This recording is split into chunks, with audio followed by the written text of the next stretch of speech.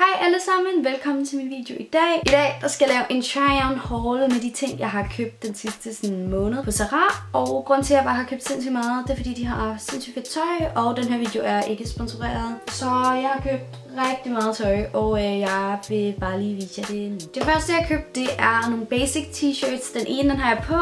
Det er den her stribede oversized t-shirt, som er mega behagelig. Og så har jeg købt de her to, som ligesom sådan er den samme version. Bare en i hvid og en i sort. Og de er mega lækre, og de er mega behagelige at have på. De kostede hver især 39 kroner, så det er bare mega billigt.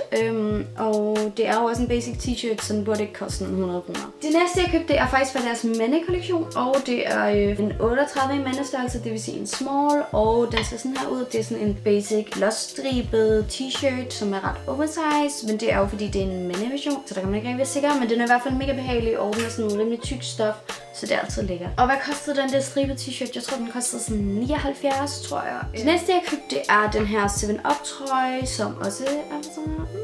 Den er også fra deres kollektion, og den koster så 130. Men det er i hvert fald den her mega fede sådan baseball-agtige t-shirt. Og så er den ret lang i det, og alle mine t-shirts bruger jeg sådan til at komme ned i bukserne på mine mom jeans. Så ja, det bruger jeg selvfølgelig også den her til. Men den kan sikkert også gå til sådan et par lidt mere stramme bukser, hvor den så er ude. Men ja, den er i hvert fald mega fed. Okay, så har jeg købt den her trøje, og den matcher mine læber ret godt. Det er den her sådan neonrøde, vil jeg sige, trøje. Men den her, den kostede lidt sådan også 79-80 kroner. Og den er sådan ret stram på mig, og det er en small.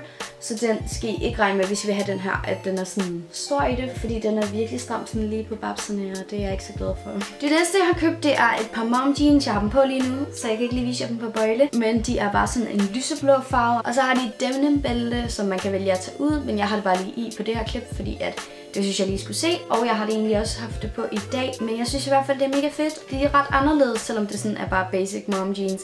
Så jeg synes, det er ret fedt, at man kan have to par mom jeans, hvor det ene par, det er sådan ret basic, og det andet, det kan sådan styles på en rigtig fed måde bare. Okay, don't judge me, men når jeg lige viser det her, så ser de fucking store ud.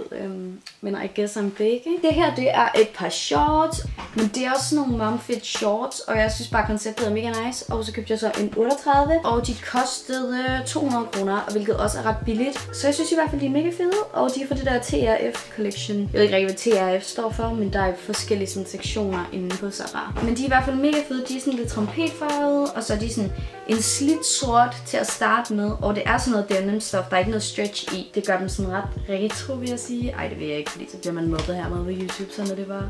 Så har jeg købt et par mom jeans mere, og det her, det har været sådan my most worn item. Ja, jeg har i hvert fald gået med dem her sådan næsten hver dag i april. Det er også et par mom jeans. Jeg ved ikke, om I ser et mønster. Men de er den her blå farve, og de er vildt fede. De er ret oversized, og lige da jeg fik dem, så var de sådan sindssygt stramme. Jeg kunne slet ikke sætte mig ned, men nu er de blevet sådan ret oversized og sådan ret bløde i stoffet, men der er stadig ikke sådan noget stretch i overhovedet. Jeg tror bare, at stoffet har givet sig lidt. Men det er virkelig rigtigt denim stof, og dem skulle jeg udvide i forhold til de andre bukser, jeg har købt.